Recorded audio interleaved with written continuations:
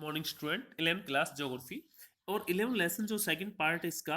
कि ड्यू तो हम पढ़ेंगे ओस के बारे में कि when the moisture is the deposit in the form of the water drop on the cooler surface of the solid object and such as the stones and grass breed and the plants leaves now as dew. Yes, आपने देखा होगा कि जब आर्द्रता धरातल के ऊपर हवा में संघनित केंद्रकों पर संघनित न होकर ठोस वस्तु जैसे पत्थर है, घास है, पौधे की पत्ती और ठंडी सतहों पर पानी की बूंदे के रूप में जमा होती है, तब इसे ओस का नाम दिया जाता है। तो देखते हैं दी आइडिया।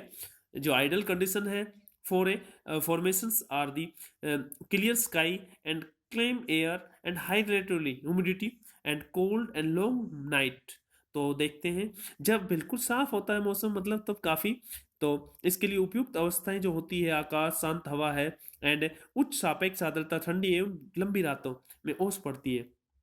तो for the formation of the due and necessary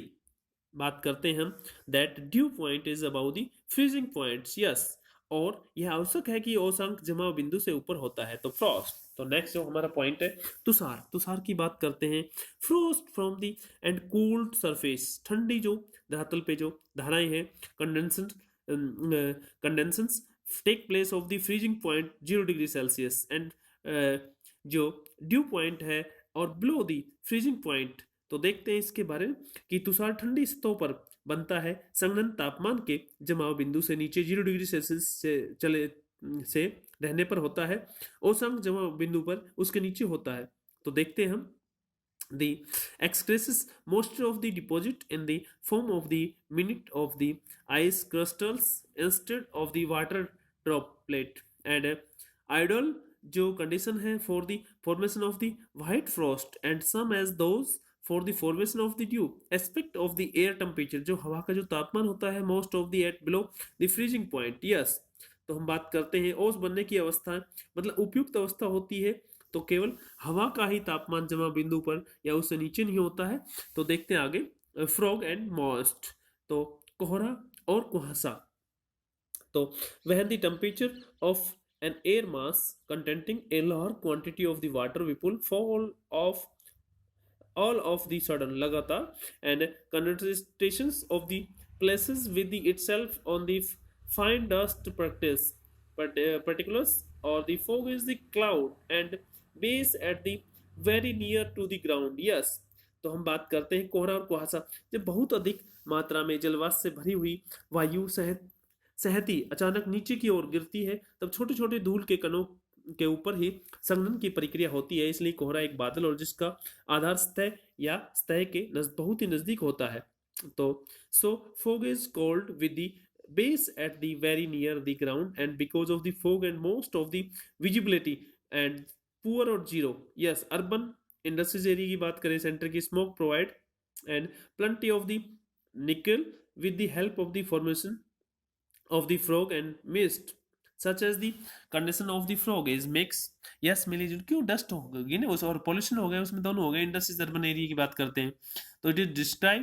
the smog. Yes, तो इसको हम नगरीय और औद्योगिक केंद्रों में धुएं की अधिकता के कारण केंद्रों की मात्रा की अधिकता होती है जो कोहरे और कुहासे के बनने में मदद करती है। तो ऐसी स्थिति में कोहरा और धुआं सम्मिलित रूप से बनते हैं तो धूमर कोहरा कहते हैं। तो इसको हम क्या कहेंगे, describe as a smog.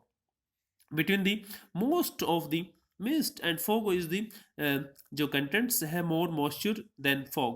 and the mist each and nickly contents is a thicker layer of the moisture। yes, एक मतलब पतली चादर सी होती है and most of the frequent or the mountain अगर हम बात करें तो rising warm air up of the slopes meets of the cold surface।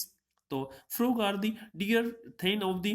most they are prevalent where the warm currents जो गर्म जलधाराएं होती है air come and contact with the cold currents. Yes, तो हम इसकी बात करते हैं कि कुहासा पहाड़ों पर अधिक पाया जाता है जबकि ऊपर उठती हुई गर्म हवा ढाल पर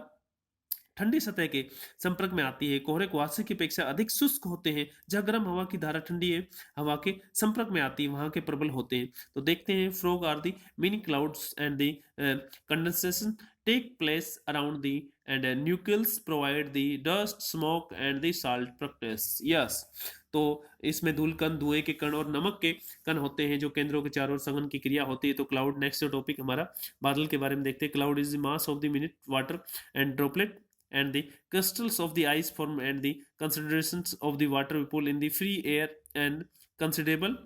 um, elevations तो हम बादल की बात करते हैं बादल पानी की छोटी मतलब बूंद होती है जो बर्फ के छोटे रवो जो कण होते हैं सहित होता है रवों से होता है जो पर्याप्त ऊंचाई पर स्वतंत्र हवा में जलवाष्प के संघनन के कारण बनते हैं जो कि बादल का निर्माण पृथ्वी की सतह से कुछ ऊपर पर होता है इसलिए ये विभिन्न आकारों के भी हो सकते हैं cloud form at the some height और the surface of the earth and the various shape होती है इनके आकार होते हैं हाइट एक्सपेंस एंड डेंसिटी संगनता जो है ट्रांसपेरेंटी जो पारदर्शिता है कंसिक्वेंस क्लाउड्स ग्राउंड जो ग्रुप है अंडर 4 टाइप तो फर्स्ट बात करते हैं क्रेसेस जो क्रेसेस होते हैं मतलब पकाप्स बादल एंड क्लूमस होते हैं जो मतलब कपासी बादल एंड स्टारस होते हैं जो मतलब मेघ बादल संतरी मेघ और मेन जो निम्बस होते हैं जो मतलब वर्षा मेघ होते हैं तो देखते हैं